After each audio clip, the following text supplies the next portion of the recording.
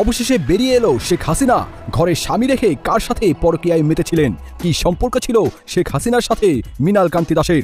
এছাড়াও শেখ হাসিনার শরীরের কোথায় কি আছে, এমনকি বিশেষ চিহ্ন সম্পর্কে কিভাবে জানলো মৃণাল কান্তি দাস, সব প্রশ্নের উত্তর জানতে এবং শেখ হাসিনার যৌবনকালের সব জানতে হলে ভিডিওটি না টেনে একদমই শেষ পর্যন্ত দেখার অনুরোধ রইল। আজকে ফখরুল সাহেব বলেছেন মৌলবাদীরা কোনোদিন ক্ষমতা আসে নাই, আসার সম্ভাবনা নেই। আমি ফখরুল সাহেবকে বলবো, আপনি মৌলবাদী হিসাবে মৌলবাদী বলে কাকে মিন করতে চান? কে মৌলবাদী? আয়নাগরের প্রধান খলনায়ক ছিল বেনজির এবং জিয়াউল হাসান। ডিবি হারুন কোথায়? এই মনিরুল কোথায়? তাদেরকে জনতার সামনে উপস্থিত করতে হবে। আন্তর্জাতিক অপরাধ ট্রাইব্যুনাল কিন্তু শেখ হাসিনাই করে গেছেন, কাজী এখন নতুন করে আইনের প্রয়োজন নাই। শেখ হাসিনার করা আইনে যদি আপনারা বিচার করেন, দ্রুত সময়ের মধ্যে সেই বিচার সম্পন্ন করা যায়। আমরা আগামী 6 মাসের মধ্যে এই জুলাই আগস্টের গণহত্যার বিচার দাবি করছি বাংলাদেশের আন্তর্জাতিক অপরাধ ট্রাইব্যুনাল, এই ট্রাইব্যুনালের মাধ্যমে। দর্শক, এইমাত্র পাওয়া খুবই গরম একটা খবর। এমন গরম খবর আমি এর আগে কখনো শুনিনি বা জানিনি। আমাদের সাবেক প্রধানমন্ত্রী শেখ হাসিনা পরকীয়া করেছিল একজনের সাথে, তাও আবার একজন হিন্দুর সাথে। প্রিয় দর্শক, এই কথা কি কোনোদিন আপনারা শুনেছেন? আমি আসলে কোনোদিন শুনিনি, কিন্তু একটা নিউজ দেখে আমি অবাক হয়ে গেলাম এবং আসলেও সত্য কিনা আমি জানি না, কিন্তু আপনাদের সাথে শেয়ার করব। সেটা নাকি একটা বইয়ের মধ্যেও লেখা আছে, আমাদের সাবেক প্রধানমন্ত্রী শেখ হাসিনার পরকীয়ার বিষয়টি। প্রিয় দর্শক, তার সাথে সাথে গুরুত্বপূর্ণ আরও কয়েকটি ভিডিও আপনাদের সাথে শেয়ার করব, তাই সবাইকে বলবো একটু ধৈর্য সহকারে আজকের ভিডিওটি আপনারা দেখতে থাকুন।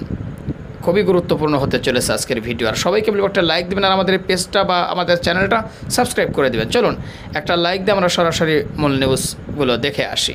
অবশেষে বেরিয়ে এলো শেখ হাসিনা ঘরে স্বামী রেখে কার সাথে পরকীয়ায় মেতেছিলেন, কি সম্পর্ক ছিল শেখ হাসিনার সাথে মৃণাল কান্তি দাসের।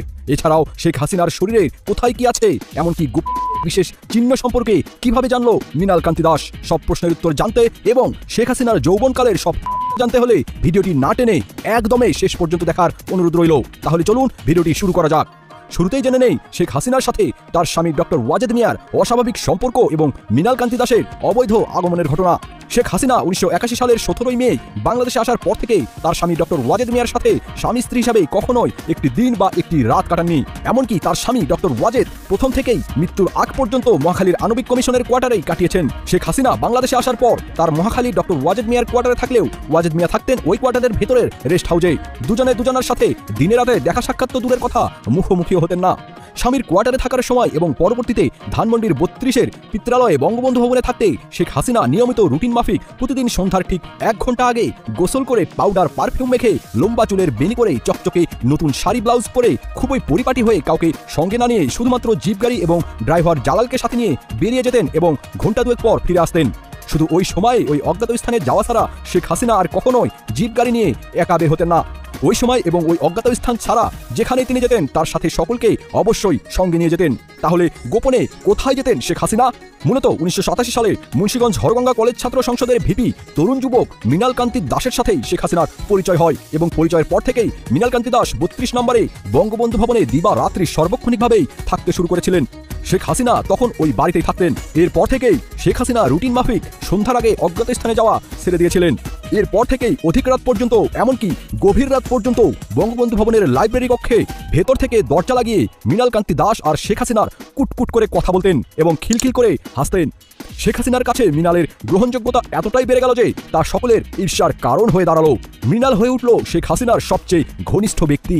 মৃণালের ক্ষমতা এতটাই বেড়ে গেল যে 1990 সালে আওয়ামী লীগের কেন্দ্রীয় কমিটির জেনারেল সেক্রেটারি সৈয়দা সাজেদা চৌধুরীকে অপমান অপদস্থ করে বঙ্গবন্ধু ভবন থেকেই বের করে দিয়েছিলেন। এরপর একদিন বঙ্গবন্ধু ভবনে মৃণাল সহ 4-5 জন তাস খেলছিল। বেলা তখন 3টে কি 3:30।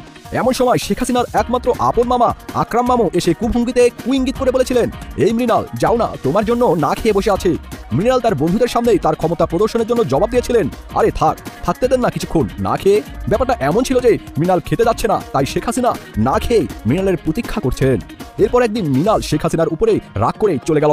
শেখ হাসিনা নিজে গিয়ে রাগ ভাঙিয়ে মৃণাল কান্তি দাসকে বঙ্গবন্ধু ভবনে নিয়ে এসেছিলেন। 1991 সালে শেখ হাসিনা নির্বাচনে হারার পর মৃণাল বিভিন্ন অসন্তুষ্টিকর কারণে হাসিনাকে আবার ছেড়ে চলে যায়। শেখ হাসিনা নিজে 3 বার মৃণালকে ফিরিয়ে আনতে যান, কিন্তু সে আর ফিরে আসে না, বরং শেখ হাসিনার সাথে তার দৈহিক সম্পর্কের কথা প্রচার করতে থাকে। কথায় কথায় মৃণাল হাসতে হাসতে বলতে থাকে, শেখ হাসিনার শরীরে কোথায় কি আছে, কতটুকু আছে আমি মৃণালের জানতে বাকি নেই। মৃণালের এসব কথা লোকে বঙ্গবন্ধু কন্যা শেখ হাসিনার কানে পৌঁছাতে লাগলো। বছর কয়েক পরেই বাংলার নতুন শতাব্দী 1401 সালের পহেলা বৈশাখ প্রত্যুষে অন্য কেউ আসার আগেই মৃণাল কান্তি দাস 29 নম্বর মিন্টু রোডের দোতলায় বারান্দায় এসে বঙ্গবন্ধু কন্যা শেখ হাসিনার সাথে দেখা করলে শেখ হাসিনা দূরে ঘাস খেতে থাকা একটি ছাগলকে দেখিয়ে মৃণালকে বলেন, দেখ দেখ ওইটা হলো তুই।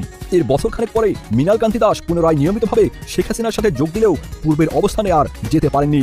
শেখ হাসিনা 1996 সালের 17 ফেব্রুয়ারি সন্ধ্যাবেলা ধানমন্ডির বঙ্গবন্ধু ভবনের গেটের সামনে পিছন দিক থেকে মৃণাল কান্তি দাসের ভুঁড়ি জড়িয়ে ধরা ছাড়া আর তেমন কোনো পাত্তাই পাননি। আজকে ফখরুল সাহেব বলেছেন মৌলবীদের কোনোদিন ক্ষমতা আসে নাই, আসার সম্ভাবনা নাই। আমি ফখরুল সাহেবকে বলবো, আপনি মৌলবী হিসাবে মৌলবাদী বলে কাকে মিন করতে চান? কে মৌলবাদী? হিন্দু মৌলবাদী, খ্রিস্টান মৌলবাদী, বৌদ্ধ মৌলবাদী, না মুসলিম মৌলবাদী? ইসলামী মৌলবাদ জিন্দাবাদ, জিন্দাবাদ। ইসলামী মৌলবাদ জিন্দাবাদ, জিন্দাবাদ। ইসলামী মৌলবাদ জিন্দাবাদ, জিন্দাবাদ। আমরা ইসলামী মৌলবাদ বিশ্বাসী। আমি মুসলমান, আমার মূল ঠিক আছে। আমি মূলকে বাদ দিয়ে রাজনীতি করতে পারি না। 92% মুসলমানদের দেশে ইসলামী মূল্যবোধকে বাদ দিয়ে, ইসলামী মূল্যবোধকে বাদ দিয়ে কেউ কোনদিন রাজনীতি করতে পারে নাই, পারবে না ইনশাআল্লাহ। কাজে আপনি যে স্বপ্ন দেখাচ্ছেন মৌলবাদের ক্ষমতা আসবে না, আসে নাই, সম্ভাবনা নাই।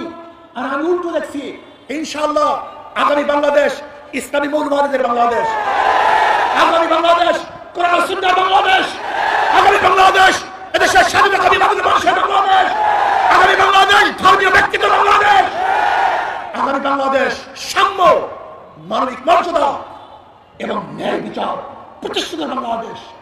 আগামী বাংলাদেশ হবে বৈষম্য বিরোধী বাংলাদেশ। এখানে ধনী গরিব, শিক্ষিত মূর্খ, মুসলমান, হিন্দু, খ্রিস্টান, যে জেলে, তাঁতি, কামার, মজদুর, যে সমস্ত ব্যক্তি যেখানে যেই ভাবে শ্রম দেয় না কেন, প্রত্যেকের অধিকার বাস্তবায়নের বাংলাদেশ। এখানে পুরুষদের অধিকার বাস্তবায়নের বাংলাদেশ। এখানে থাকবে মহিলাদের অধিকার, এখানে থাকবে ছাত্রদের অধিকার, এখানে থাকবে শ্রমিকদের অধিকার, এখানে থাকবে মেতর, কামার, ঋষি এবং তাঁতিদের অধিকার। এই বাংলাদেশ সবার বাংলাদেশ। এখানে ভেদাভেদ থাকবে না, এখানে থাকবে না শেখ হাসিনার পুত্রকে সেই পদ্মা ব্রিজ দেখতে গিয়ে 1.5 ঘন্টার রাস্তা জ্যাম করার ইতিহাস বাংলাদেশ আর দেখতে চায় না। এখানে কোন প্রাইম মিনিস্টারের জন্য, কোন মন্ত্রীদের জন্য, বর্তমান উপদেষ্টা প্রধানের জন্য রাস্তা বন্ধ থাকবে, জনগণ কষ্ট করবে, এই বাংলাদেশ আমরা দেখতে চাই না। এরকম বাংলাদেশ চাই না। এখানে কে উপদেষ্টা, কে প্রাইম মিনিস্টার, কে প্রেসিডেন্ট, সবার জন্য রাস্তা সমান, সবার জন্য অধিকার সমান না। আমরা দেখতে চাই না বাংলাদেশ যেখানে একজন মন্ত্রী যাওয়ার সময় গোটা রাস্তা বন্ধ হয়ে যাবে আর গর্ভবতী মহিলারা দাঁড়ির মধ্যে বাচ্চা প্রসব করবে। এই বাংলাদেশ আমরা দেখতে চাই না। আন্তর্জাতিক অপরাধ ট্রাইব্যুনাল কিন্তু শেখ হাসিনাই করে গেছেন। কাজী এখন নতুন করে আইনের প্রয়োজন নাই। শেখ হাসিনার করা আইনে যদি আপনারা বিচার করেন, দ্রুত সময়ের মধ্যে সেই বিচার সম্পন্ন করা যায়। আমরা আগামী 6 মাসের মধ্যে এই জুলাই আগস্টের গণহত্যার বিচার দাবি করছি বাংলাদেশের আন্তর্জাতিক অপরাধ ট্রাইব্যুনাল, এই ট্রাইব্যুনালের মাধ্যমে। জাতিসংঘ একটি নিরপেক্ষ তদন্ত প্রতিবেদন খুব দ্রুতই প্রকাশ করবে। পৃথিবীর অনেক দেশে নজির আছে যারা গণহত্যা এবং মানবতা বিরোধী অপরাধে জড়িত ছিল, তাদের রাজনৈতিক কর্মকাণ্ডকে নিষিদ্ধ করা হয়েছে। তাই আমরা আওয়ামী লীগকে রাজনৈতিকভাবে নিষিদ্ধের দাবি জানাচ্ছি। আমরাই সরকারকে বলেছিলাম, সরকার যেন জাতিসংঘকে এই ঘটনার তদন্ত করার আহ্বান জানায়। জাতিসংঘ সরকারের ডাকে সায় দিয়েছে, বিভিন্ন অংশীদারের সাথে বসছে এবং প্রত্যেকের কথাগুলো শুনছে। আমরা মনে করি যে জাতিসংঘ একটি নিরপেক্ষ তদন্ত প্রতিবেদন খুব দ্রুতই প্রকাশ করবে। একই সাথে সরকারের পক্ষ থেকেও এই গণহত্যায় পরিচালিত এবং যারা জড়িত সেই বিষয়টা তদন্ত কমিটি থাকতে হবে। আমরা দেখেছি গত 15 বছরে আইন শৃঙ্খলা বাহিনী কর্তৃক যে গুমগুলো হয়েছে, বিচার বহির্ভূত হত্যা হয়েছে, সেগুলোর তদন্তে একটি বিচার বিভাগীয় তদন্ত কমিটি, যেখানে সিভিল সোসাইটি সহ মানবাধিকার সংগঠনের প্রতিনিধিদেরকেও সম্পৃক্ত করা হয়েছে। আমরা ধন্যবাদ জানাই। এই ধরনের প্রক্রিয়া এবং রিফর্মের মধ্য দিয়েই রাষ্ট্র সংস্কারের দিকে বাংলাদেশকে এগিয়ে যেতে হবে। যদি এই রাষ্ট্র সংস্কার কিংবা রাষ্ট্র পুনর্গঠন, আমরা যাই বলি না কেন, রাষ্ট্রের পুনর্গঠন দরকার, সংস্কার দরকার, সেটা যদি না হয়, শুধুমাত্র একটা রাজনৈতিক দল ক্ষমতা থেকে পালিয়েছে আর একটা দলের হাতে যদি ক্ষমতা চলে যায়, তাহলে কিন্তু এই যে এই দেশের নিরীহ জনগণ, কৃষক, শ্রমিক, সাধারণ মানুষ বারবার যে স্বপ্ন নিয়ে রাজপথে আসে, রক্ত দেয় গণতান্ত্রিক একটা বাংলাদেশ বিনির্মাণ করার জন্য, একটা মানবিক বাংলাদেশ বিনির্মাণ করার জন্য, সেই স্বপ্ন পূরণ হবে না। তাই আমরা পরিষ্কারভাবেই বলছি, রাষ্ট্র সংস্কারের জন্য, রাষ্ট্রের পুনর্গঠনের জন্য যতদিন সময়ের প্রয়োজন হয় আমরা সেই সময়টা এই সরকারকে দিব। কিন্তু এই সরকার যে ইমানের সহিত কাজ করতেছে, জনগণের আকাঙ্ক্ষাকে ধারণ করে এগিয়ে যাচ্ছে, সেটি তাদের কাজের মধ্যে দিয়ে কিন্তু জনগণের কাছে পরিষ্কার হবে। আমরা বলতে চাই, পৃথিবীর অনেক দেশে নজির আছে যারা গণহত্যা এবং মানবতা বিরোধী অপরাধে জড়িত ছিল, তাদের রাজনৈতিক কর্মকাণ্ডকে নিষিদ্ধ করা হয়েছে। যেহেতু গত ক্ষমতাসীন ফ্যাসিস্ট রাজনৈতিক দল আওয়ামী লীগ গণহত্যা করেছে এবং গত 15 বছরে মানবতা বিরোধী অপরাধ করেছে, তাই তাদেরকে নিষিদ্ধ করা এখন সময়ের দাবি, মানবতার দাবি। তাই আমরা আওয়ামী লীগকে রাজনৈতিকভাবে নিষিদ্ধের দাবি জানাচ্ছি। একই সাথে এই যে ছাত্র জনতার গত জুলাই আগস্ট সহ গত 15 বছরে ছাত্রলীগ, যুবলীগ যে সন্ত্রাসী কার্যক্রম করেছে, পরিষ্কারভাবেই অনেকগুলো আপনার আপিল ইন্টারন্যাশনালি করা হয়েছিল যে ছাত্রলীগকে সন্ত্রাসী সংগঠন হিসেবে ঘোষণা দেওয়ার জন্য। আমরা স্বরাষ্ট্র উপদেষ্টাকে অনুরোধ জানাবো, অনতিবিলম্বে ছাত্রলীগ, যুবলীগকে নিষিদ্ধ সংগঠন হিসেবে ঘোষণা দিন এবং আমাদের আন্তর্জাতিক সম্প্রদায়, আমাদের যারা কাজ করছেন মানবাধিকার সংগঠনগুলো, তাদেরকে বলবো আন্তর্জাতিক কমিউনিটিতে আপনারা ছাত্রলীগ, যুবলীগকে সন্ত্রাসী সংগঠন হিসেবে ঘোষণার দাবি জানান। আওয়ামী লীগকে নিষিদ্ধ, সেটি রাজনৈতিকভাবে যেমন দাবি, সরকারেরও কিন্তু দায়িত্ব রয়েছে। এই সরকার যেমনি ভাবে জামাতের নিষেধাজ্ঞা প্রত্যাহার করেছে, যেটি আওয়ামী লীগ নিষিদ্ধ করেছিল, এই সরকারকে আওয়ামী লীগকে নিষিদ্ধ করতে হবে। এটা আমরা করছি না, এই চর্চা শেখ হাসিনা করেছে। এই যে শেখ হাসিনা এবং তার দোষরদের গণহত্যাকারীদের বিচারের জন্য আন্তর্জাতিক অপরাধ ট্রাইব্যুনাল কিন্তু শেখ হাসিনাই করে গেছেন। কাজী এখন নতুন করে আইনের প্রয়োজন নাই। শেখ হাসিনার করা আইনে যদি আপনারা বিচার করেন, দ্রুত সময়ের মধ্যে সেই বিচার সম্পন্ন করা যায়। আমরা আগামী 6 মাসের মধ্যে এই জুলাই আগস্টের গণহত্যার বিচার দাবি করছি বাংলাদেশের আন্তর্জাতিক অপরাধ ট্রাইব্যুনাল, এই ট্রাইব্যুনালের মাধ্যমে। অনতিবিলম্বে ছাত্র জনতার এই আকাঙ্ক্ষাকে প্রাধান্য দিয়ে আইন উপদেষ্টা সেই পদক্ষেপ নেবেন, আমরা সেই প্রত্যাশা করি এবং বাংলাদেশের জনগণের প্রতি আমরা একটা আহ্বান রাখতে চাই। 75-এ শেখ মুজিবুর রহমানের মতো একজন এরকমের বড় নেতা, একজন অবিসংবাদিত পুরুষ সেই সময় মুক্তিযুদ্ধে আপনার নেতৃত্ব দিয়ে তিনি হয়েছিলেন। তার মৃত্যুর পরে আপনারা লক্ষ্য করেছিলেন থমথমে পরিস্থিতি ছিল, কিন্তু 75-এর পরেও কিন্তু অনেকগুলো পাল্টা হয়েছে 75 থেকে 81 সাল পর্যন্ত। কাজেই এখন আপনারা ভাবছেন আমরা ছাত্র জনতা ফ্যাসিস্টের পতন ঘটিয়ে নতুন সরকার গঠন করেছি, আমাদের সরকার ক্ষমতায় আছে, এখন আমাদের ঝুঁকি যায় নাই। এখনো পাল্টা বিপ্লবের পরে প্রতি বিপ্লবের নানান ধরনের ষড়যন্ত্র করা হচ্ছে। কাজেই এই দুর্বৃত্তদের বিরুদ্ধে আমাদেরকে সজাগ দৃষ্টি রাখতে হবে। এদের কাছে যে লক্ষ লক্ষ কোটি অবৈধ টাকা রয়েছে, এই টাকা তারা দেশ অস্থিতিশীল করার কাজে ব্যবহার করছে। অনতিবিলম্বে আমরা বাংলাদেশ ব্যাংকের গভর্নরের কাছে অনুরোধ জানাবো, এই সরকারের বিনা ভোটের এমপি, মন্ত্রী এবং এই আজিজ বেনজিরদের মতো চরিত্রহীন দুর্বৃত্ত আমাদের অ্যাকাউন্ট ফ্রিজ করা এবং অনতিবিলম্বে দুর্নীতি দমন কমিশনের পুনর্গঠন করে দুদককে শক্তিশালী করে এই কালো টাকা উদ্ধারের জন্য অভিযান চালানো। আওয়ামী লীগের এমপি মন্ত্রীদেরকে গ্রেপ্তার করে রিমান্ডে নিলে হাজার হাজার কোটি টাকা পাওয়া যাবে। এই মুহূর্তে যে ফাইন্যান্সিয়াল ক্রাইসিস, সেটা রিজলভ করার জন্য দুর্নীতিবাজদের বিরুদ্ধে একটা শক্ত অভিযান পরিচালনা করা দরকার, কিন্তু এখন পর্যন্ত দুদক পুনর্গঠন হয় নাই। আয়নাগরের প্রধান খলনায়ক ছিল বেনজির এবং জিয়াউল হাসান। ডিবি হারুন কোথায়? এই মনিরুল কোথায়? তাদেরকে জনতার সামনে উপস্থিত করতে হবে। সাবেক সেনাপ্রধান জেনারেল আজিজ বাংলাদেশে বহু গুম খুনের নায়ক, তাকে গ্রেফতার করতে হবে অবিলম্বে। কেন এখনো মুক্ত বাতাসে বসে আছে?